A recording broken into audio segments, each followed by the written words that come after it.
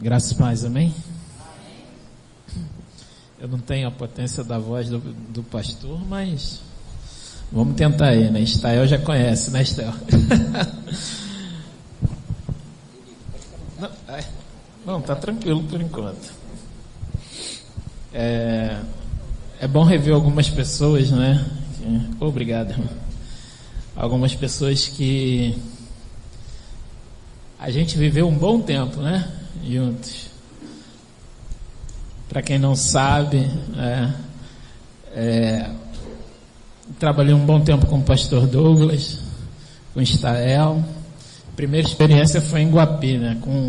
Cadê o Rice, Brenda, Primeira experiência foi em Guapi. E o Estael falava que eu era brabo pra caramba. Ele olhava pra mim, pô, que cara brabo. Olha que nada. Se eu soubesse, não tem nada de brabo.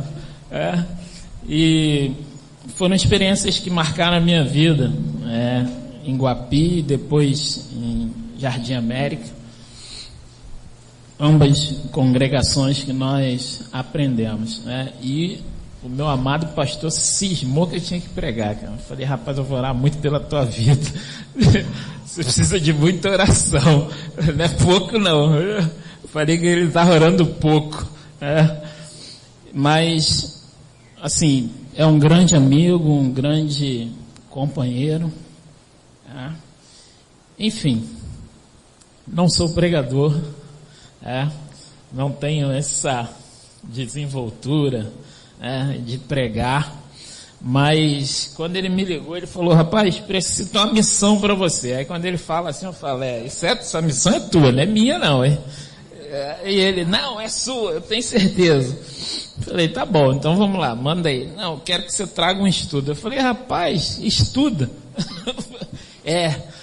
Aí o meu informante falou que a missão era tua. Falou que era tua. É ou não é, informante? Eu falo que é, viu? Mas eu falei, rapaz, você me deu uma tarefa meio difícil, hein? E aí eu comecei a pesquisar. Eu falei, vamos lá, vamos ver o que Deus... Se Ele deu, né? Vamos ver o que Ele quer que a gente aprenda. Porque eu sempre digo que primeiro fala o meu coração, fala a minha vida, porque se não falar a mim, de que adianta eu falar à igreja? Tem que ser primeiro um exemplo na minha vida. E o estudo que me deram está lá em Lucas, capítulo 15. Eu creio, os irmãos vão me ver lendo, muito mais lendo, porque basicamente eu realmente preparei um estudo que é um texto bem conhecido, e eu creio que em todas as explicações sobre o significado de parábolas, porque não é a primeira semana, já vem há algum tempo falando sobre as parábolas de Jesus, e já foram descritas o que é parábola, tudo isso. Mas o nosso texto, ele está em Lucas 15, 8 a 10, e o título na minha versão, na minha Bíblia, ela diz a moeda perdida. Em algumas versões, ela vai dizer a dracma perdida. Mas para a gente começar a entender, e começar a pensar sobre essa passagem, é interessante, eu queria mesmo recapitular algumas coisas ou trazer à memória dos irmãos para que a gente siga o raciocínio, Parábola, como diz o Aurélio, substantivo feminino, narração alegórica que encerra uma verdade importante ou um preceito, e aí a gente vai na busca do preceito. Substantivo masculino, norma, regra de proceder, ensinamento, determinação, prescrição E aí a gente começa a entender que essas parábolas de Jesus, na realidade, eram um ensino moral. Ela era uma história que tinha por determinação ou por prescrição um ensino moral. E aí vem a segunda, dracma, moeda. A dracma é uma moeda antiga da Grécia. Então, sobre agora essa lembrança que a gente trouxe, a gente começa a entender o seguinte, ou buscando o entendimento do seguinte: por que Jesus traz essa parábola? Eu não tenho como, e aí me perdoem quem vem depois de mim, eu não tenho como falar apenas da dracma. Eu tenho que mencionar as outras, porque na realidade todos conhecem o texto e todos já viram que assim são bem semelhantes. Já repararam isso? Uma moeda se perde, o filho que se perde, filho pródigo, mas retorna, a ovelha perdida. Mas por que Jesus fala sobre isso? Vejamos o texto. Na versão diz: Jesus continuou: se uma mulher que tem 10 moedas de prata perder uma, vai procurá-la, não é? Ela acende uma lamparina, varre a casa e procura com muito cuidado até achá-la. E, quando a encontra, convida as amigas e vizinhas e diz: alegrem-se comigo, porque achei a minha moeda perdida. Pois eu digo a vocês, que assim também os anjos de Deus se alegrarão por causa de um pecador que se arrepende dos seus pecados. Na nossa vida, quando somos confrontados, as nossas atitudes elas variam em acordo com as nossas emoções. A situação em que nos encontramos, o conhecimento que adquirimos até o momento daquele confronto. Ou seja, a nossa reação ela depende de um conjunto de fatores que a nossa vida nos levou até aquele momento. É verdade, tem gente que pergunta assim: cara, se eu fosse assaltado, eu não sei qual é a minha reação. Mas se você for um cara que faz antes de pensar, a sua reação vai ser bem típica de atracar com o cara ou de tentar fazer alguma coisa, porque você é impulsivo. Tem uns que, eu não sei, mas tem uns que são, se travam. Não conhece, tem aquele que chora, tem uns que se desesperam, e tem aqueles que ficam,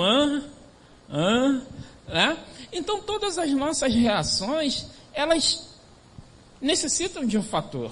Ela necessita, é um conjunto de fatores da nossa vida. E aí pensando nisso, eu falei assim, eu comecei a estudar e eu falei, mas rapaz, Deus me dá uma luz aí. E a gente começa a ver o seguinte, a estudar a fundo como as seguintes perguntas: por que Jesus fala dessa forma de parábolas? Porque ele usou 3 exemplos muito parecidos. Alguém já se perguntou sobre isso? E eu comecei exatamente por aí, me perguntando o porquê disso. Logo para esse estudo devemos conhecer o contexto que Jesus estava inserido. Aquela época, o que estava havendo, tinha um momento. Desta forma, então, não podemos ler somente dracma perdida. Temos que saber a origem dessas parábolas. Onde começou? Por que Jesus? Porque nessa parábola da dracma, vê que o texto continua. E Jesus continuou. Então, peraí. Havia começado alguma coisa. À luz do Espírito, nós vamos buscar aprender porque Jesus fala essa condição sobre moeda, sobre perda, a busca, o encontro, a festa. Por que Jesus dá esses exemplos semelhantes? Mas para isso é necessário que a gente relembre o motivo maior, que é João 3,16. Precisa abrir? Vamos lá? Por quê?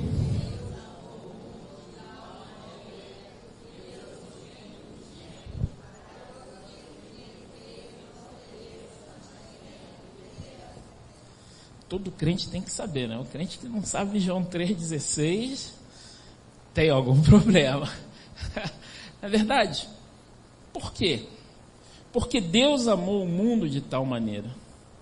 E nesse exemplo, Jesus já começa a dizer exatamente isso. Porque o meu Pai amou vocês de tal maneira, é por isso que eu estou aqui. Ele já começa a falar isso. E aí, a gente começa a separar algumas coisas. Por exemplo, nesse texto nós encontramos cobradores de impostos, pessoas de má fama, fariseus, mestre da lei, moeda, mulher e anjos no céu. Fui grifando isso tudo. O que está inserido nesse texto? Para poder imaginar a cena. Eu não sei se os pastores são assim, mas eu quando começo a ler, eu começo a imaginar a cena, eu viajo, entendeu? Até a árvore tem na minha cena, entendeu? Como deve ser. Então, eu comecei a grifar isso para eu poder entender esse texto, poder ir a fundo e poder saber o que Deus começa a falar ao nosso coração. E aí vamos ver quem são, os cobradores de impostos. A gente ouve muito, todo mundo já leu, Zaqueu, cobrador de impostos, todo mundo já leu, mas já pararam para ver a origem dos cobradores de impostos daquela época, naquela situação, naquela ocasião, naquele momento? Pois é, foi preciso o pastor Douglas me chamar para eu poder aprender isso. Os cobradores de impostos, no Império Romano, oficiais imperiais coletavam impostos por cabeça e impostos territoriais como parte das suas funções oficiais. Mas a autorização para coletar impostos sobre exportações, importações, bens transportados que passavam pela cidade, eles cobravam. Não tem esse negócio, tu vai passar no meu quintal, eu vou te cobrar, meu irmão. Isso acontecia, Esse respectivo imposto, ele era adquirido em asta pública. O que é isso? Leilão em praça pública. A asta pública era um leilão que era feito. Olha, a gente vai abrir aí hoje nosso dia seria licitação. Vamos abrir uma licitação aí para cobrar imposto. E algumas pessoas, elas davam lances para poder arrecadar aquele imposto. E olha só que interessante. Quando eles coletavam impostos, eles lucravam com a receita que ultrapassava o total do seu lance. Esses homens, conhecidos como publicanos, subcontratavam o direito de coletar impostos, ou seja, o camarada ganhava e terceirizava o serviço. Já existia terceirização naquela época, O pessoal está brigando aí, Naquela época já tinha terceirização. Eles subcontratavam essas pessoas para cobrarem os impostos, propriamente dito. Exemplo, Zaqueu era um deles. Ele era chefe, mas ele, na realidade, ele era contratado para cobrar esses impostos. Lucas 19:1. Mateus também. Mateus também. A quem Jesus chamou para ser apóstolo. Eram daqueles que faziam coleta, provavelmente, aí não tem, assim, exatidão do ponto, mas possivelmente perto de Cafarnaum. Mateus 10:3, Marcos 2, de 1 a 14. A partir deste contexto, nós começamos a ver que o povo já estava revoltado com os absurdos dos impostos. Porque considerado como absurdos os impostos que eram cometidos pelos publicanos. Aí a gente começa a ler, lembra lá que Zaqueu, quando ele se converte, que ele fala, mestre, se eu fraudei alguém, eu vou devolver. Era exatamente por isso aqui. Então, a gente começa a entender outros pontos da Bíblia, outras passagens que às vezes a gente passa numa leitura rápida, mas por que será? A gente sempre pensa, não, todo cobrador de imposto é 7-1, cara arruma, A gente sempre pensa isso. Mas por quê? Por causa dessa situação. E o povo, ele considerava os judeus que eram subcontratados traidores da pátria. Ou seja, judeu extorquindo judeu. Isso me lembra alguma coisa, mas vamos pular essa parte. Tá? E a gente começa então a entender o contexto que era aquela época. Isso tudo para chegar lá onde Jesus está. E aí vamos lá. Além deles considerarem isso, né, os traidores da pátria, isso começava a incitar um ódio dentro da população. E aí a gente começa a entender o burburinho que o povo fazia com respeito a tudo isso. Um segundo grupo de pessoas que estavam lá era pessoas de má fama. A minha Bíblia tem essa versão, pessoas de má fama, não sei quantas outras têm essa versão, né? Além dos cobradores de impostos. Quem eram essas pessoas de má fama? Mas por que pessoas de má fama? Vamos atrás, vamos ver por quê.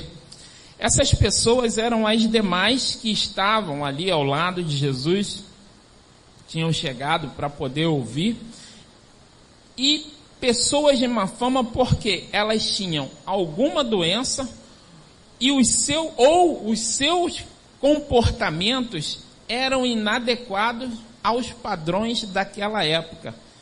Mas quem determinou o padrão daquela época? Como é que eles... como é que o camarada é pessoa de má fama porque ele não tem um padrão? Quem determinou isso foi um grupo chamado fariseu e mestres da lei.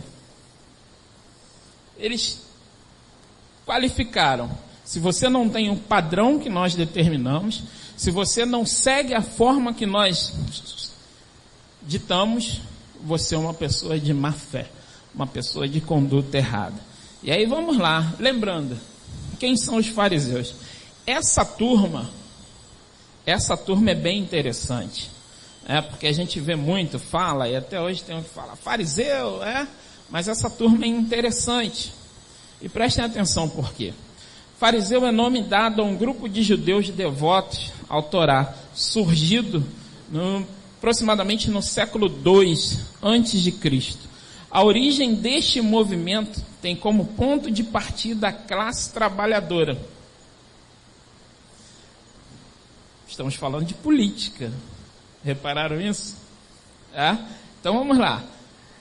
O surgimento deles provém de piedosos, que pertenciam à luta armada de Judas Macabeu.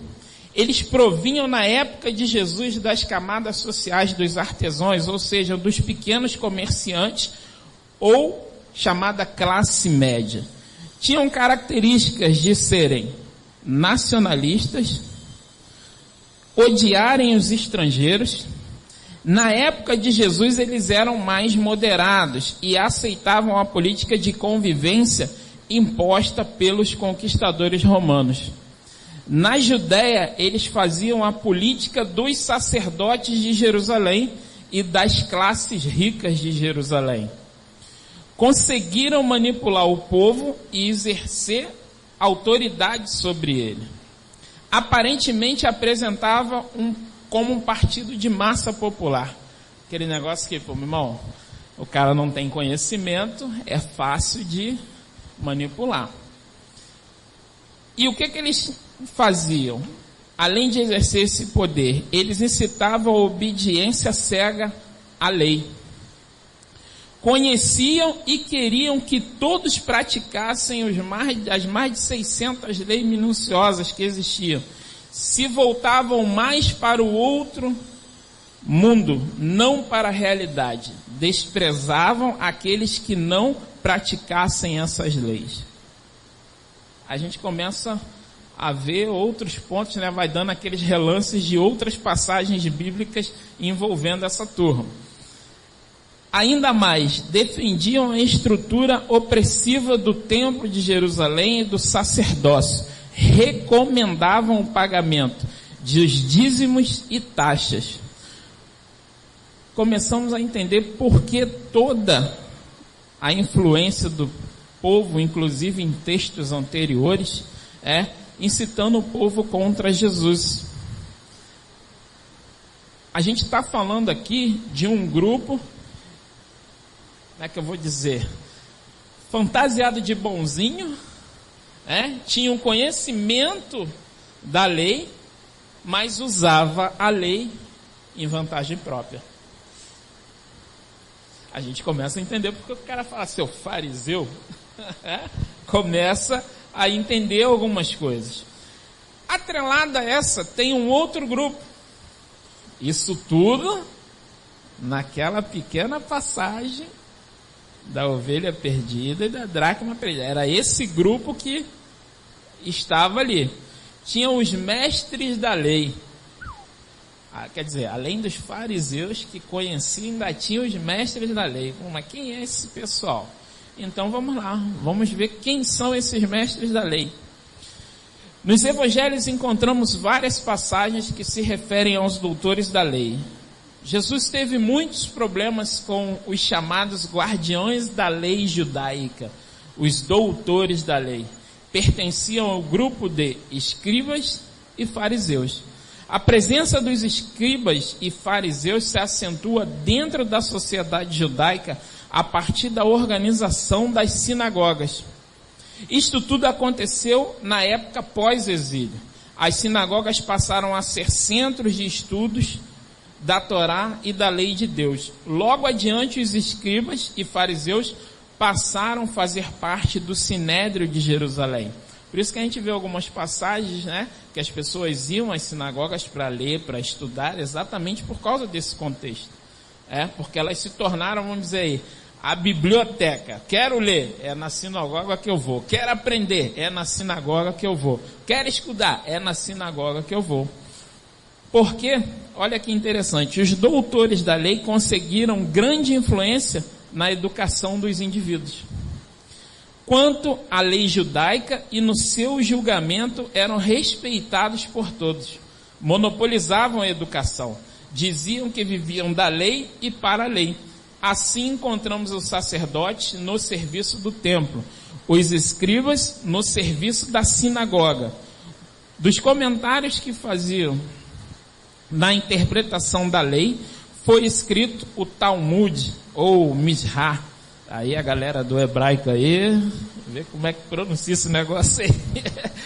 Jesus entrou em conflito direto com os escribas e fariseus e reprovou de modo severo. Aí vem o flash, porque que essa turma queria sempre pegar Jesus no contrapé e não conseguia. Porque Jesus era contra toda essa coisa que eles faziam. Jesus era contra exatamente toda essa armação deles. Olha, eu detenho a lei, eu detenho o conhecimento. E se eu detenho a lei e o conhecimento, eu posso mandar. E era o que eles estavam fazendo. Mas nós entendemos que a lei não era só para eles e para uso próprio. Porque a palavra, a lei, ela tinha que ser transformadora. Isso é que tinha que ser. Então, a grande contestação de Jesus era a lei transformada apenas na letra escrita.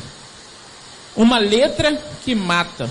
Para Jesus, a letra, ou seja, a palavra, são espíritos de vida e não é uma letra morta. Os fariseus e os escribas fizeram exatamente isso com toda a lei que Deus tinha dado. Eles transformaram simplesmente numa constituição, vamos dizer assim. Olha, é essa lei e isso tem que ser levado dessa forma. Quando Jesus veio e disse, olha, eu não vim para acabar e nem mudar a lei. Eu vim para dar sentido à lei. E a gente, estudando isso, a gente começa a entender essa fala de Jesus e essa perseguição desde o início. Os escribas começam a criar pequenas leis morais que eram acréscimos à palavra de Deus. Jesus não concordou com tudo isso, como nós falamos. Por isso, eles começaram a arquitetar a morte, porque Jesus incomodava. Jesus queria que a lei fosse transformadora, que a lei fosse, que a palavra fosse algo que entrasse no seu coração, na sua mente e transformasse você em uma nova criatura. Era isso que Jesus estava tentando dizer. Mas isso incomodava eles, porque eles se sentiam ameaçados com esse posicionamento de Jesus em relação às Escrituras. A partir disso nós começamos a entender algumas coisas. Lucas 4:14, Jesus ensinando nas sinagogas. Lucas 4:16-30, Mateus 3:7-10, Mateus 5:17-20, quando Jesus explica que não veio para acabar com a lei, mas para dar sentido. Mateus 7:1-6, que nos ensina para não sermos julgados, para não julgarmos, para que não sejamos julgados da mesma forma. Então, quando a gente começa a entender o contexto, quando a gente começa a entender aquele momento que Jesus estava inserido, a gente começa a falar, rapaz, só Deus mesmo, porque se fosse hoje eu já saía bicando todo mundo, e não tinha conversa. Então olha que tipo de grupo estava cercando Jesus naquela hora. E dessa forma, então, a gente começa a montar as características do momento em que Jesus estava vivendo por tudo o que havia acontecido antes. Estas eram as pessoas que estavam naquele momento, os fariseus, os mestres da lei. Como lemos em textos anteriores, observamos que eles acompanhavam Jesus, como dissemos, a fim de arrumar um motivo. Lembra quando Jesus cura no sábado? Eles estavam ali, porque a lei dizia que sábado era, não pode fazer nada. E várias vezes nós vemos eles querendo pegar alguma coisa de Jesus para que houvesse acusação. Então a gente começa a entender essa turma. A gente começa a entender quem é que estava ali, por que eles estavam ali e do que eles estavam afim. Mas aí Jesus sabiamente lança, olha aquilo tudo e ele olha aí. Depois que a galera lá murmura, mas ele vai sentar com esse pessoal aí, essa galera de má fama, essa turma. Jesus, espera aí que eu tenho um negócio para vocês aí, E aí ele conta a primeira parábola da ovelha perdida. E na nossa parábola da moeda perdida, agora chegamos na parábola, ele dita algo, moeda. Mas por que moeda? Jesus podia citar tanta coisa, Mas era algo daquela época de preciosíssimo valor. Lembra que nós falamos dos cobradores de impostos? Que eles extorquiam. Então o povo, e Jesus quando fala nessa preciosidade da moeda, ele fala o seguinte, olha, entenda o seguinte, a moeda não é preciosa para você? Não é? Não é difícil ganhar? Então ele quer mostrar a preciosidade. Olha, como é que eu vou mostrar algo precioso? Jesus traz a moeda. Imagina o seguinte, você tem... Vamos falar aqui, o pastor Douglas tem 10 notas de R$100. Opa! Estamos na fila, hein, pastor? 10 notas de R$100. E ele perde uma. Ele vai conseguir pagar a conta, faltando uma nota de 100? De forma alguma. Mas aquela nota tem o mesmo valor das outras. Mas faz toda a diferença fora do montante. Sem aquela uma, ele não consegue quitar a conta dela. E a moeda, a preciosidade da moeda, ela retrata a nossa vida. A nossa vida é preciosa como a moeda. Remete isso à nossa vida. A brasa fora do braseiro, ela se apaga. Mas não é brasa, não tem chama, não tem carvão, mas ela está fora do braseiro e se apaga. A nossa vida é preciosa demais para nós estarmos fora da graça de Deus. A nossa vida é preciosa demais para nós estarmos fora da presença de Deus. E A nossa vida faz a diferença na congregação. Tem uma frase que o pessoal está usando aí, juntos somos mais fortes, né? E é verdade. A própria Bíblia nos dá o exemplo. O cordão de 3 dobras é o quê? Resistente, mais difícil de se quebrar. Se fosse uma, arrebentava fácil. Então, quando ele traz a moeda, ele traz o sentido de preciosidade. Mas aí tem uma outra figura, um outro personagem nesse contexto. Mulher. Pô, moeda, mulher. Não estou entendendo. Eu também não entendi no primeiro momento. Mas para pensar comigo. Jesus utiliza a figura de uma mulher por algumas particularidades, eu creio. As mulheres, em sua grande maioria, elas, quando pegam alguma coisa para fazer, vamos lá que a minha em casa é assim, quando ela pega alguma coisa para fazer, é determinada. E faz bem. Não é? Vamos trazer para a nossa realidade, né? Vamos à atualidade. Seguro de carro é mais barato para a mulher. Sabiam disso? Quem tem carro, não sabia não? Eu fui descobrir isso depois que eu fui fazer o seguro do meu carro. O seguro para automóvel, para a mulher é mais barato, sabe por quê? O homem é o seguinte, vamos dar um exemplo, o homem está lá, ó, né? Os motoristas, né? Os motoristas de plantão, dá. Aí o cara vai ultrapassar, no meio da ultrapassagem ele não deu.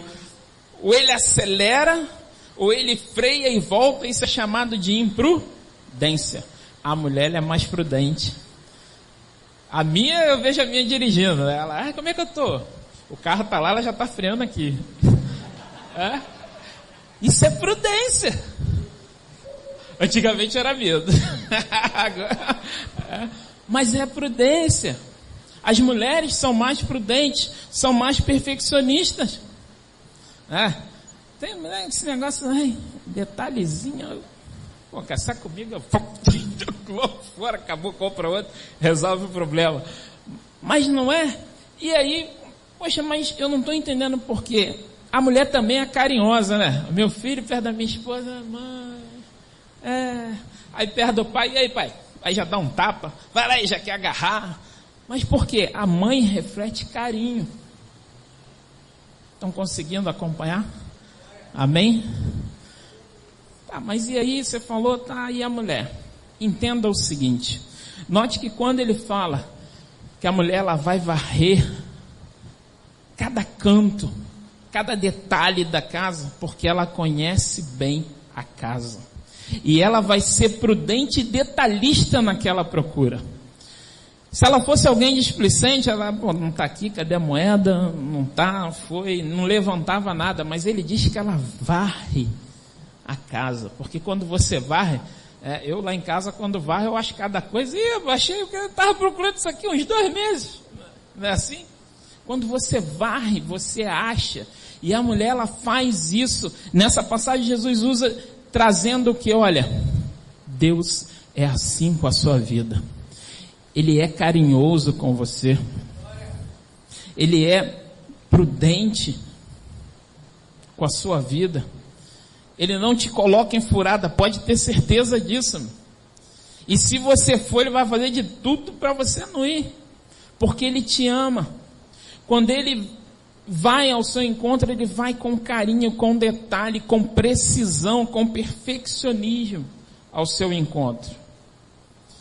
Então, quando ele coloca a figura da mulher, ele coloca essas características nessa preciosidade. Então, a sua vida é preciosa. E agora, além de preciosa, ela é cuidada por alguém carinhoso, alguém detalhista, alguém que pensa nos mínimos detalhes que é o nosso Deus.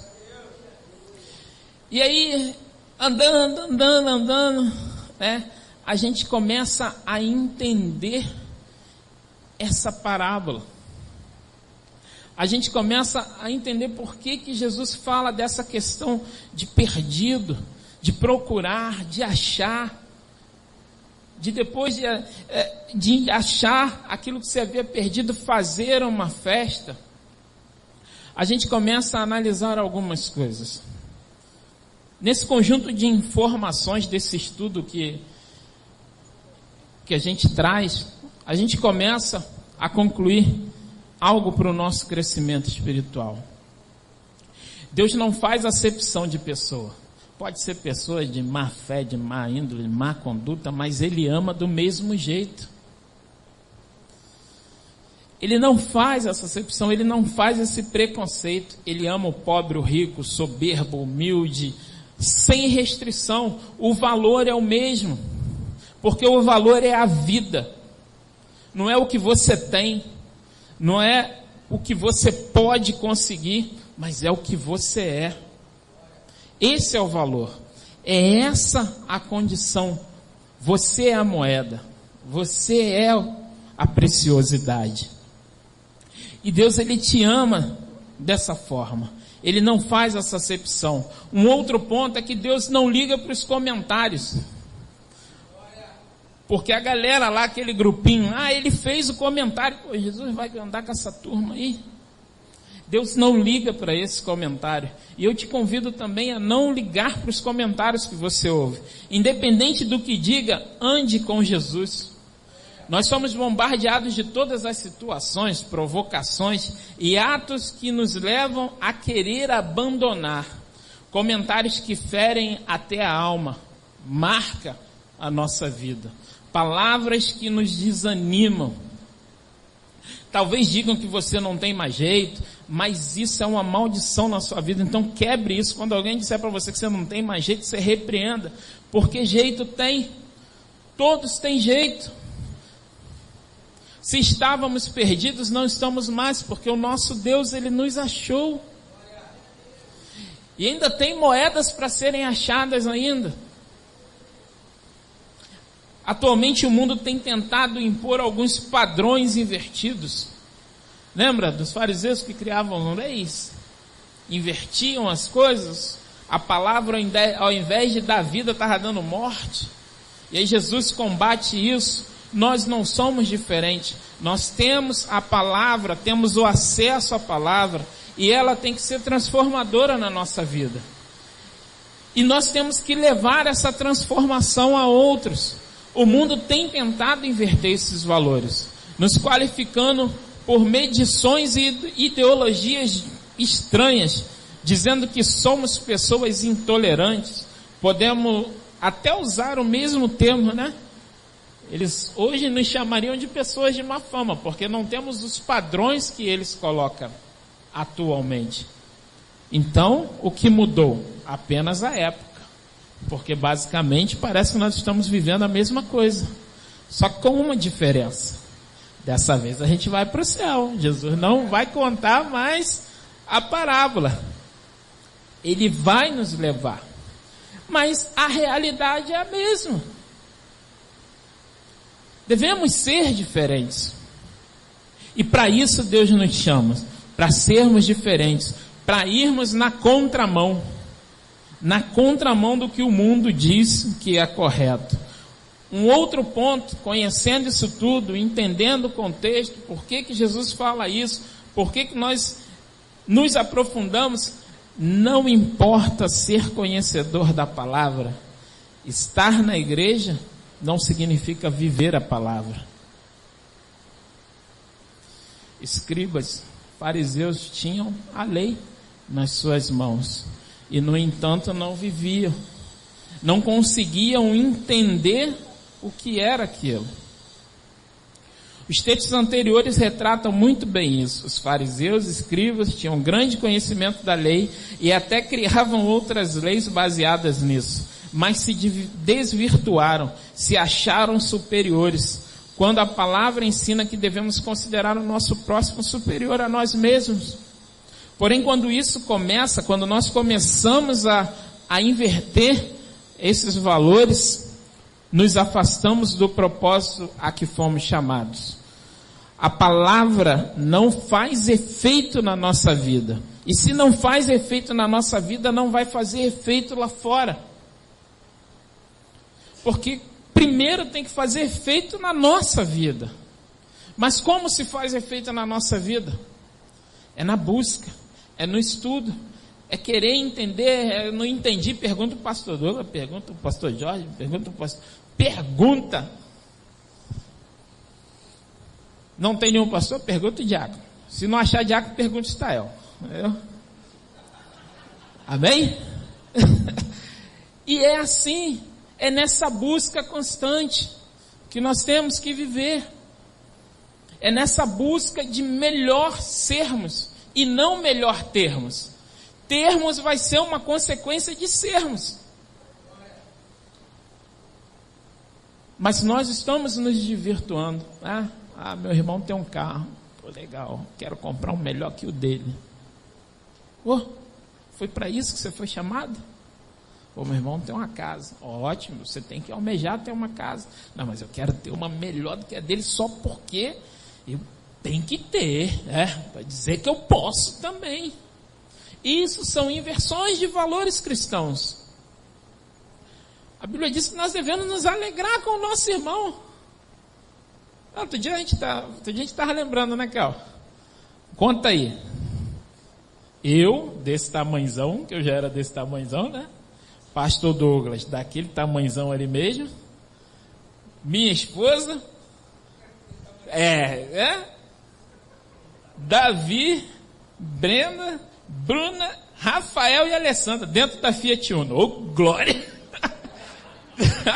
Consegue imaginar isso? Lá em Guapi. E detalhe, não passamos pelo pedágio não, fomos dar a volta lá naquela buraqueira lá com a Uno.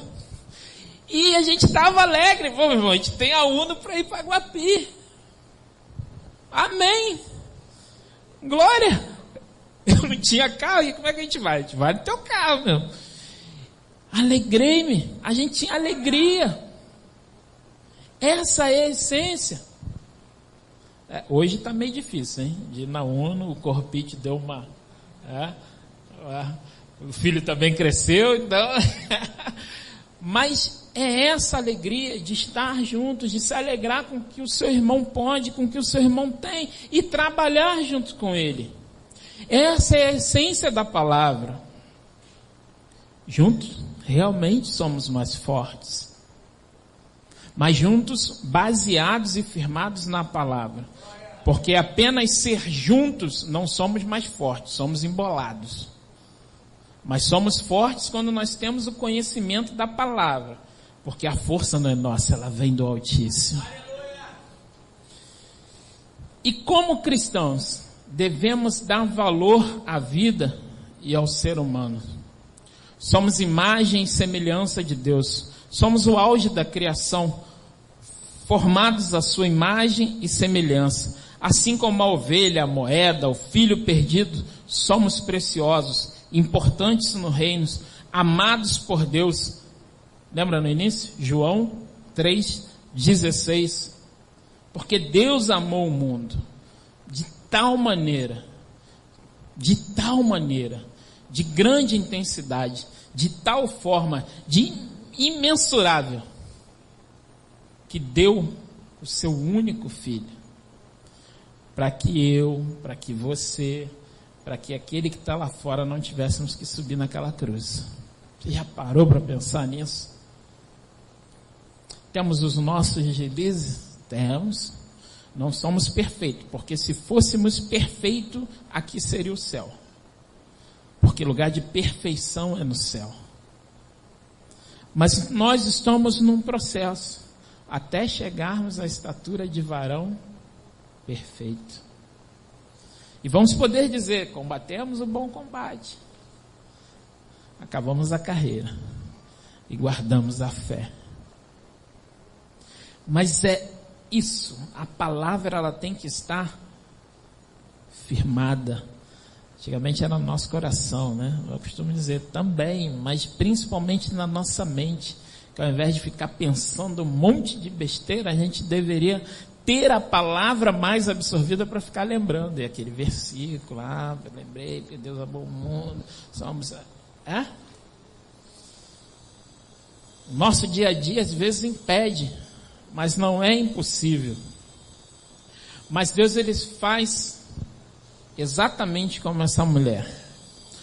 conhecer bem a criação, Ele nos encontra, nos mostra a sua luz, nos limpa em cada cantinho e detalhe, nos faz ser precioso novamente e nos leva para junto dos outros, salvos e libertos.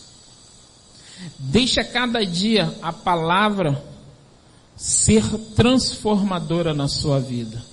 Não deixa ela ser uma palavra que simplesmente se torne um livro de história, ou uma lei, ou uma escritura, mas que ela seja algo que realmente seja viva e eficaz na sua vida. Como? Oração. Como? Jejum.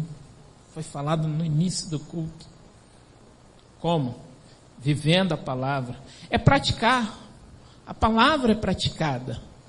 E quando ela é praticada, ela começa a se tornar viva, porque nós somos vivos. E a palavra está em nós. Então a palavra é viva porque ela me transforma, porque eu estou vivo.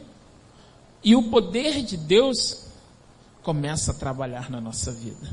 Começa a ser eficaz. Começa a ser presente e visível aos outros. E aí nós começamos a trazer a ovelha perdida. Começamos a trazer a moeda perdida. Começamos a trazer o filho perdido.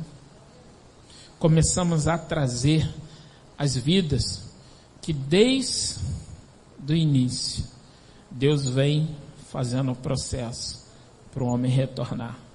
Desde o início. Criou, o homem se afastou. E Deus tenta trazer o homem se afasta. Deus novamente vem um plano, o homem se afasta. Até que chega em Jesus. Ele falou, agora eu vou resolver esse negócio. Eu vou lá. E Jesus vem. Vem e cumpre-se o plano. Olha, esse é o plano. Se fez carne. No princípio era o Verbo. O Verbo estava com Deus. E o Verbo era Deus. E esse Verbo habitou entre nós. Porque agora só existem dois caminhos. O reconhecimento. Quando a gente recusa, a gente está recusando a vida. Algo que foi nos dado com tanta preciosidade, com tanto carinho. Parte de Deus em nós. E nós simplesmente para isso. Não estamos nem aí. E é dessa forma, dessa sabedoria, de preciosidade, que Deus te considera. Que Deus considera toda a humanidade. Preciosidade. Considera a ovelha que saiu do seu aprisco. O crente, vamos colocar dessa forma, não é verdade? O crente que saiu do seu rebanho, ele quer trazer de volta. A moeda, também, que saiu do seu grupo e quer trazer de volta. Aquele que tem o conhecimento da palavra sabe. Quantas vezes a gente não encontra aí em evangelismo? Há algum tempo atrás a gente desenvolveu um projeto lá em Jardim América, de uma entrega de Bíblia em cada casa, e a gente conversando.